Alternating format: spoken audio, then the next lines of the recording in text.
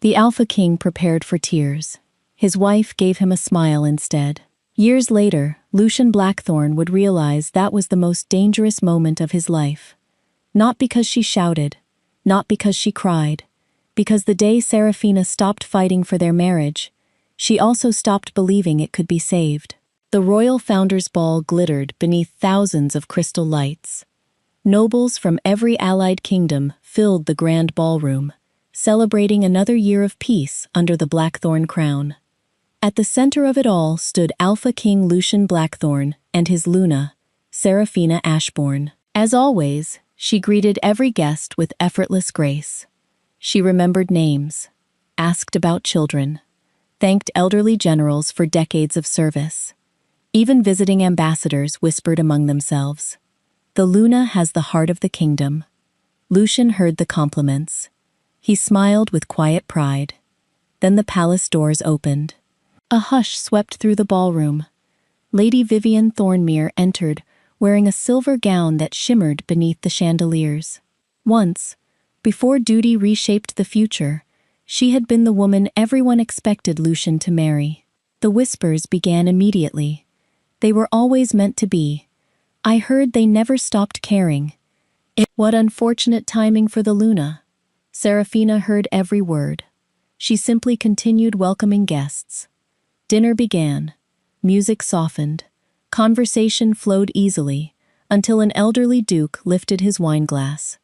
"Your Majesty," he said with a laugh, "if Lady Vivian had never left the kingdom." He smiled toward Vivian. History might have crowned a different queen. Silence fell across the royal table. Forks stopped moving. Musicians lowered their instruments. Every eye turned toward Lucian.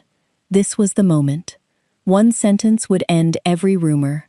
One sentence would tell the kingdom exactly where his loyalty belonged. Lucian forced an awkward smile. Perhaps. Only one word. But it echoed louder than the orchestra ever had. Serafina slowly placed her wineglass on the table. She looked at her husband. For one brief second, something flickered in her eyes. Not anger, not heartbreak, acceptance. Then she smiled. A gentle, beautiful, almost peaceful smile. She finished her dinner.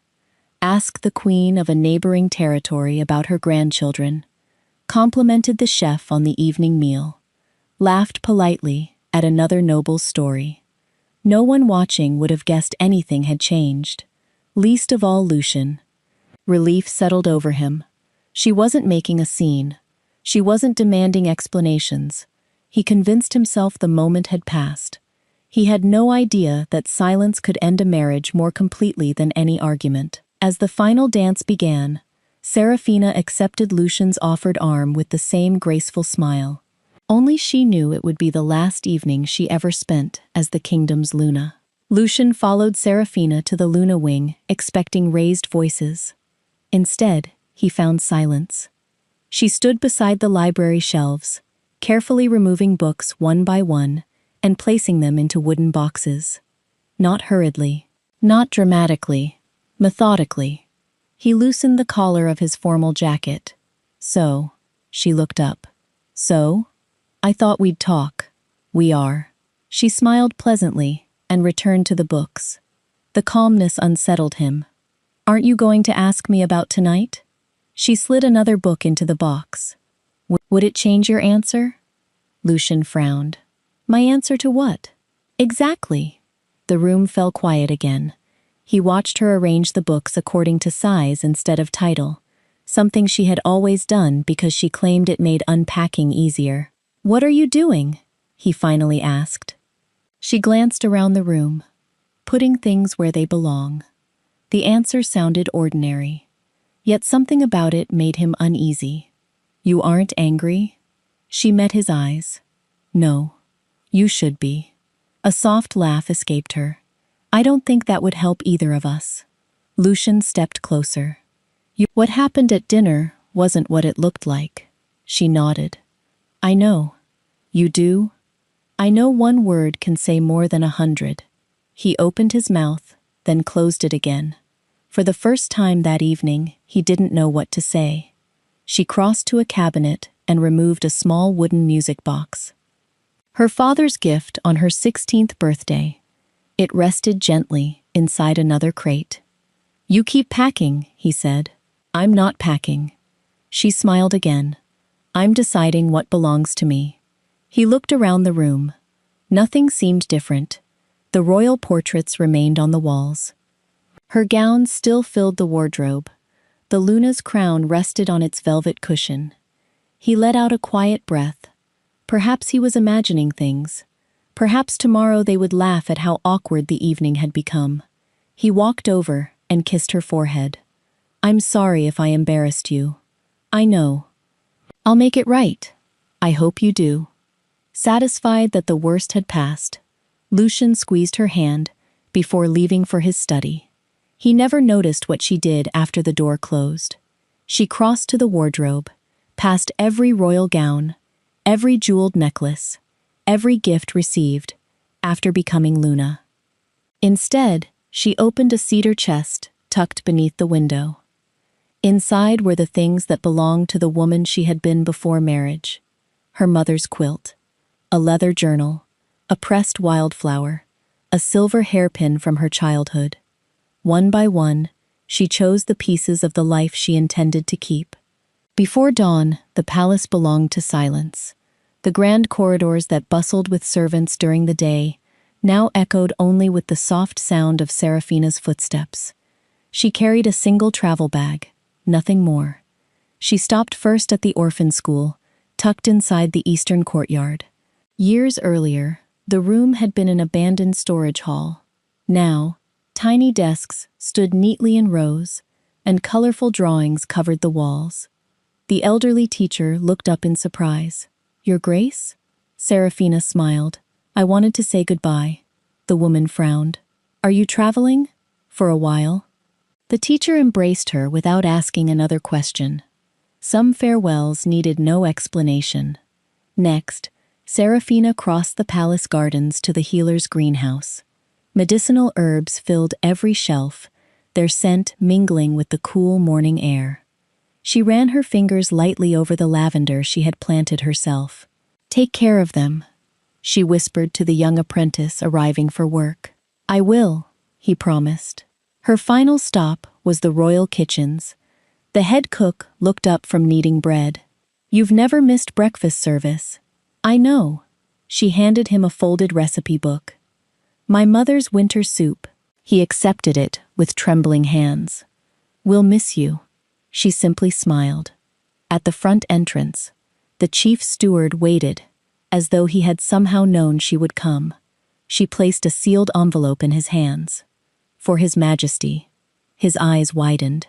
"Your Grace, if he asks where I went." She paused. "Tell him I finally stopped waiting."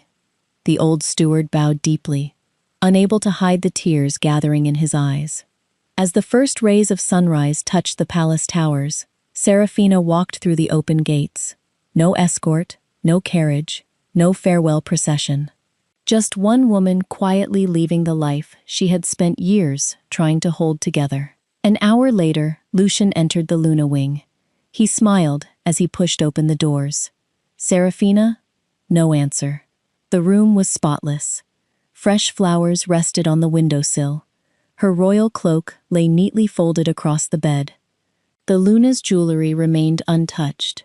Then he saw the envelope. His hands shook as he unfolded the letter. "You kept waiting for me to fight another woman. I kept waiting for you to choose your wife without needing a competition. Now neither of us has to wait anymore." Lucian read the final sentence once. Then again. Then a third time. His face drained of color. "Guards!" His voice thundered through the palace. "Close every gate. The Luna has left the palace." But by then, the woman he thought would always stay had already disappeared beyond the kingdom's walls. The search lasted 11 months. Royal riders crossed every province. Messengers questioned merchants, healers, and travelers. Rewards were offered. No one found Serafina Ashbourne. Gradually, the kingdom accepted that its Luna had chosen never to return. Lucian refused to believe it. Every morning, he glanced toward the empty chair beside his breakfast table. Every evening, he found himself walking to the silent Luna wing before remembering no one waited there. The palace still functioned, but it no longer felt alive.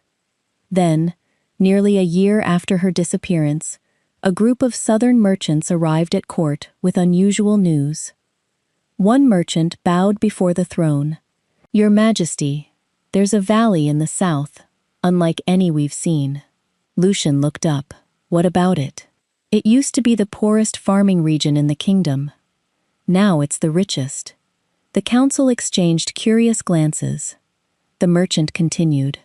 "They've built free schools. Widows own successful vineyards. No pact disputes have been reported in almost a year." Even the chancellor looked surprised. "Who governs the valley?" The merchant smiled. "No one calls her governor. They simply call her the Silver Luna." Lucian's heartbeat slowed. "What does she look like?" "Dark hair, silver-gray eyes, and she smiles at everyone." He was already standing. 3 days later, he rode into the southern valley with only one guard. The stories hadn't been exaggerated. Children hurried toward a cheerful stone schoolhouse. Rows of healthy vineyards stretched across rolling hills. Neighbors laughed as they worked side by side. No fear, no hunger, no bitterness. The village felt peaceful. Then he heard laughter. He turned. There, beneath rows of heavy grapevines, stood Seraphina. Her sleeves were rolled to her elbows. A basket rested against her hip as she helped an elderly farmer gather fruit. Purple juice stained her fingertips. A little girl proudly handed her a crooked bunch of grapes. "Are these the sweetest?"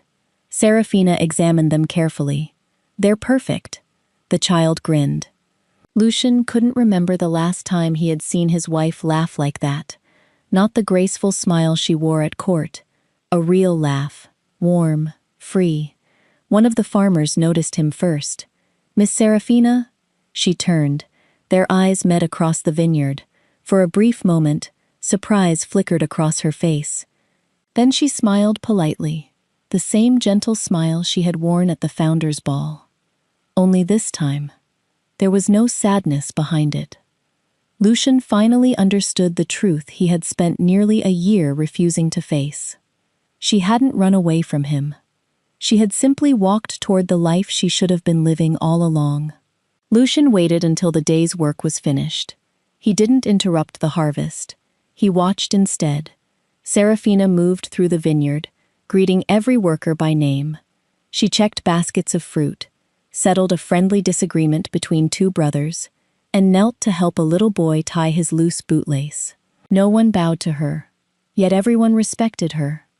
As the sun dipped behind the hills, the villagers gathered for a simple evening meal. Only then did Seraphina walk toward him. "You've come a long way," she said. "I had to." She nodded. "I thought you might." For a moment, neither spoke. The breeze carried the scent of crushed grapes and fresh bread from the village ovens. Finally, Lucian broke the silence. "I came to bring you home." Seraphina smiled gently. "I'm not lost." The words landed harder than he expected. He lowered his eyes. "I made a mistake." "You did." "I'm sorry." "I know. I've thought about that night every day." "I believe you." Hope flickered inside him. "Then come back." She looked toward the village square, where children were helping elderly neighbors carry baskets of food. "They're waiting for supper," she said quietly. "So are we." Lucian took a careful step closer. "Please?" She turned back to him.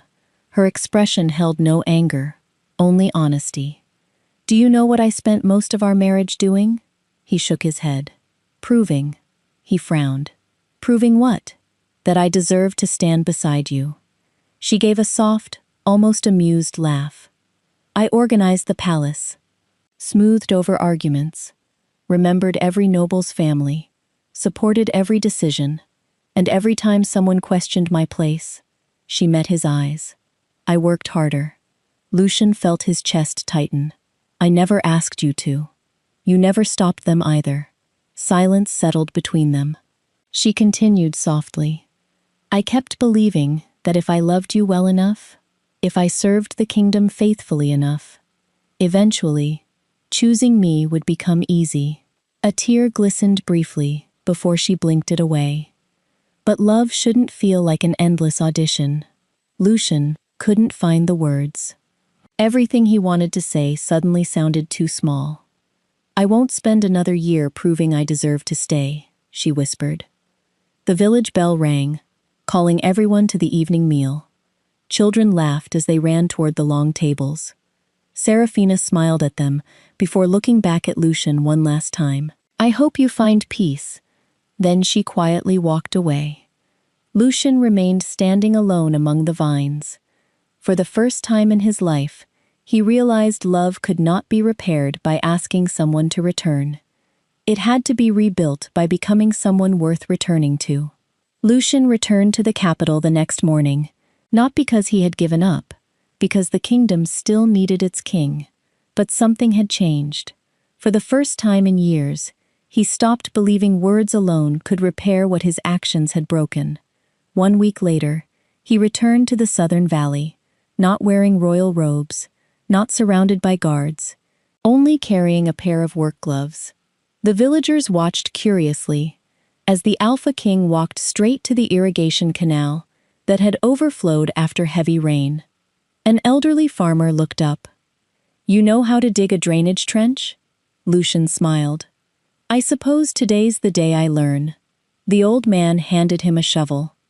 By noon, Lucian was covered in mud.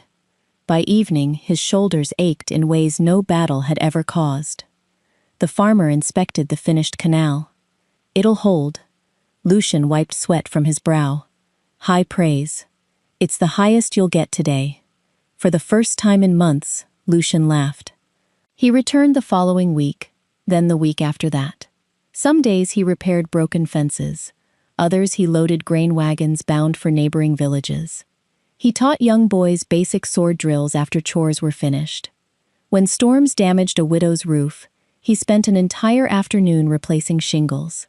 He never mentioned the palace, never asked Serafina to come home. He simply came, worked, then quietly left. The seasons changed. His visits never stopped. One afternoon, Serafina found him sitting beneath an old oak tree, carving small wooden animals for a group of children. A little girl held up a lopsided wolf. It doesn't look right. Lucian studied it thoughtfully. I think it looks brave. She giggled. One ear is bigger. That just means it listens better. The children burst into laughter. Serafina couldn't help smiling. The little girl noticed her. She tugged gently on Serafina's sleeve. Miss Serafina? Yes? She pointed toward Lucian. Is the king always this stubborn? Serafina watched him patiently, helping another child sand a rough piece of wood. For a long moment, she said nothing. Then she answered honestly. No. The little girl tilted her head. Then why does he keep coming back? Serafina's eyes remained on Lucian. Because this time, he wasn't returning out of guilt, or pride, or obligation. He returned because, for the first time in their lives, he was choosing her before anyone had to ask. Spring slipped quietly into summer.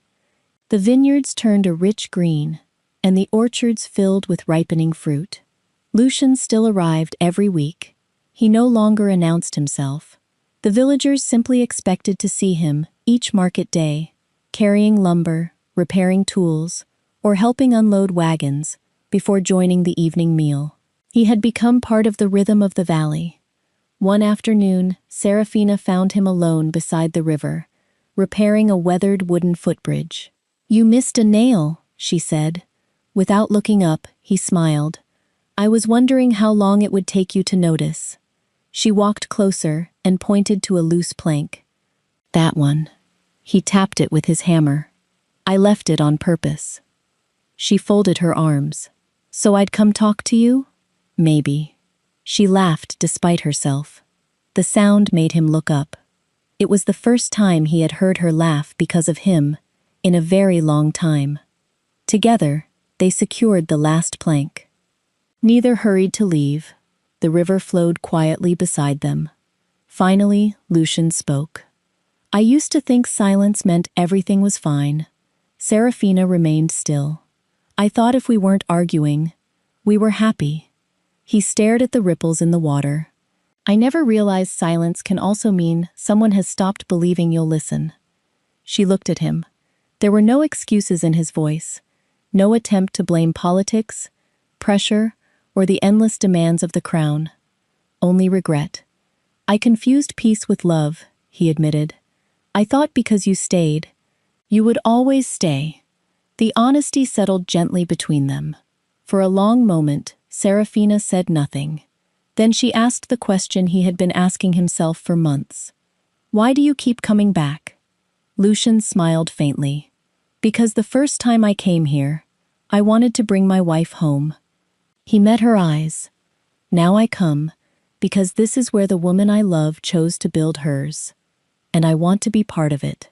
Not to change it, not to take her away. Simply to belong beside her. Serafina searched his face. The man standing before her was no longer the king who assumed she would always wait. He had learned to wait himself, to show up, to keep choosing, without demanding anything in return. In the distance, music drifted across the valley. Villagers were hanging lanterns between the vineyards. The Harvest Moon Festival was only a few days away. Serafina looked toward the glowing lights, then back at Lucian. For the first time since leaving the palace, she wondered what it might feel like to choose him again. The Harvest Moon Festival began at sunset. Lanterns glowed between rows of grapevines, casting warm golden light across the valley. Long wooden tables overflowed with fresh bread, roasted vegetables, baked apples, and the season's first wine.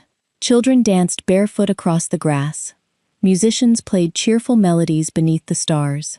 Serafina moved through the crowd, greeting neighbors who had become family. This valley had given her something the palace never could, a place where she never had to earn the right to belong. As the music faded, the village elder stepped onto the small wooden stage. I believe, he said with a grin, someone has something to say. Laughter rippled through the crowd. Lucian walked forward. He wore no royal robes, no jeweled cloak, no crown. Only a simple white shirt with the sleeves rolled to his elbows. In his hand rested a small velvet pouch. The valley grew quiet. Lucian's eyes found Serafina. When you left, he began, I believed I'd lost my queen. He smiled sadly. I was wrong. He reached into the pouch and revealed the Luna ring she had left behind in the palace. I lost the privilege of standing beside the woman who spent years choosing me, while I assumed she'd always stay. He stepped down from the stage, one slow step after another, until he stood before her. Then he knelt, not as Alpha King, as a husband. I choose you. His voice was steady. No hesitation, no comparisons, no waiting for you to prove your place. He held up the ring. I'll choose you tomorrow, and the day after, and every day I have left. Silence filled the valley. Children stopped whispering. Even the breeze seemed to pause. Serafina looked at the ring, then at the man kneeling before her. A year ago, she had walked away because she refused to compete for her own marriage. Now she saw a man who no longer expected her to fight. He had done the fighting himself. Against his pride, against his assumptions, against the habits that had nearly cost him everything. She took the ring gently from his hand. Instead of waiting for him, she slipped it onto her own finger. Then she offered him her hand. This time, she smiled, her eyes shining with quiet tears. I'm choosing too. The valley erupted into cheers. Around them, the wolves lifted their heads toward the full moon and howled as one. For the first time, their marriage belonged to both of them. Serafina returned to the palace 6 months later. Not because the throne called her back, because her heart did. When the royal carriage stopped before the palace steps, the servants gathered in silence. Many remembered the morning she had walked away, carrying a single travel bag. Now they watched her return with the same quiet grace. But this time, her smile carried peace instead of resignation. Lucian met her at the entrance. He didn't offer his arm, he offered his hand. She took it willingly. Together, they walked through the palace doors. The Luna Wing looked much as she remembered. For exactly one day. The next morning, workers filled its halls. Unused guest chambers became homes for orphaned pups.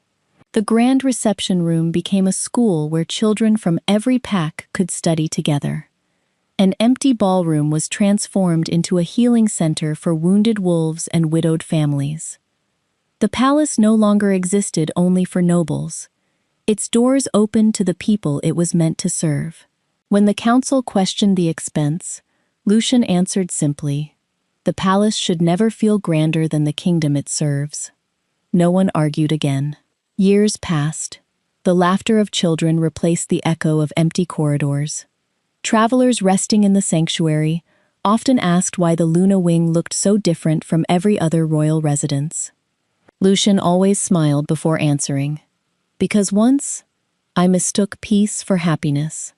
I mistook silence for forgiveness. And I nearly lost the woman who taught me the difference." He would glance toward Serafina, who was usually surrounded by children reading stories or helping young healers tend injured wolf pups. "I expected her to fight for a place that should have been hers from the beginning. But love isn't proven by how hard someone struggles to stay." He slipped his hand into hers. "It's proven by how faithfully you choose them before they ever have a reason to leave." Serafina squeezed his hand gently. This time, she never questioned whether she belonged, not because she had changed, because the man beside her finally had. The kingdom remembered the night the Luna smiled instead of arguing. History remembered something far greater. The king who learned that the quietest goodbye could become the loudest lesson. And the woman who walked away without bitterness built a beautiful life of her own, and chose to return only when love no longer required her to compete for it. From that day forward, the Luna Wing was never empty again. It was filled with kindness, laughter, and a love that both of them chose, every single day.